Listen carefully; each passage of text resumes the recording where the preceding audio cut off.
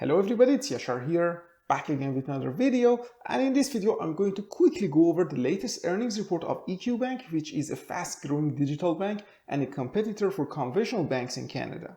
I analyzed their stock in detail in a separate video on the channel, and I will leave the link to that video in the description box below.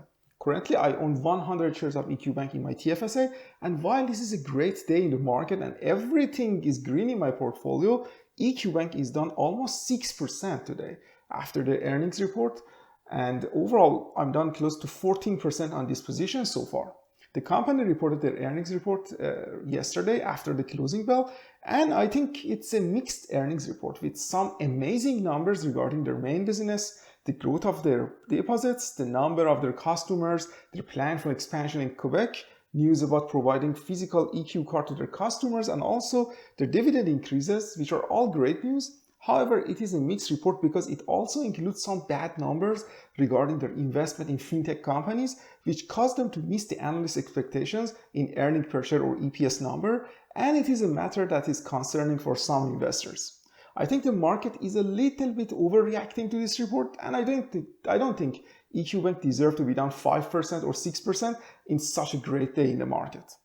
This is going to be a short and quick video. Let's first review the earnings report highlights. Today, the EQ Bank reported earnings for the 3 and 6 months ended June 30, 2022 that reflected a strong Q2 performance in core operations, including record quarterly net interest income, but with revenue growth offset at the bottom line by mark-to-market and fair value adjustment to non-interest income due to impact of significant declines in North American equity markets on its strategic investment and security portfolio. They really like to use this technical language, which is hard to understand, but in simple words, it means the core business indicators showed a strong growth while their investment in other companies lost its value significantly due to market downturns. They continue with this statement. Core personal and commercial business performance in Q2 featured conventional lending growth of 36% year over year, adjusted quarterly net interest income up 18%, margins in line with 2022 guidance, and fee-based income up 41%. However, after reflecting the decline in non-interest income, which they mean their investment in fintech companies, Q2 adjusted earnings were held to $1.75 diluted, and adjusted return on equity was 12.1%. This part is the reason that they basically reported these numbers. EQ Bank deployed capital to strategic fintech investments to gain access to early stage technologies and innovative business models. Changes in their fair value and other derivatives are not indicative of core business performance. And yeah, this was the part that investors didn't like. They don't really mention what are exactly these fintech investments, but I assume it should be fintech startup companies that EQ Bank invested in them, and because of the overall market downturn, they lost money on these investments. I mean, they technically and really didn't lose any money here, but their investment fair value went down. So this is basically a paper loss, and it will probably recover in the next few quarters or next few years. However, I think investors doesn't like uncertainty, and this type of capital allocation, which their objective of these investments is not clear to shareholders. They continue to talk about their acquisitions, their services in Quebec, which will start this fall, and also their physical payment MasterCard, which will be available to customers soon. These are all great news. They also mentioned that they are increasing their dividend on common shares by 7% again, which means they increased this dividend by a whopping 68% year over year.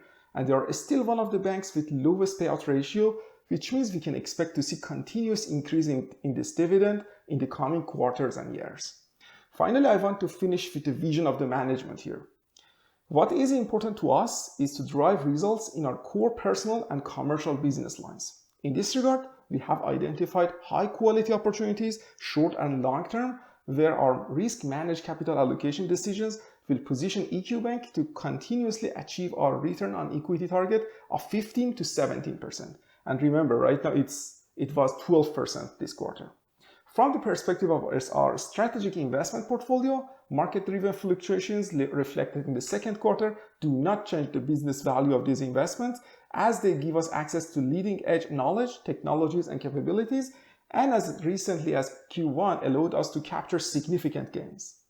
Putting all component pieces of our outlook together, we look forward to proving the resiliency of our business model and consistency of our challenger purpose through this next stage of economic cycle while delivering on our full year guidance. So basically this was Chief Financial Officer of the EQ Bank. Overall, this was mixed earnings report, but I'm happy with the core business performance and will continue to hold my shares in EQ Bank because I believe in the management perspective and possibly even add to my shares during this step.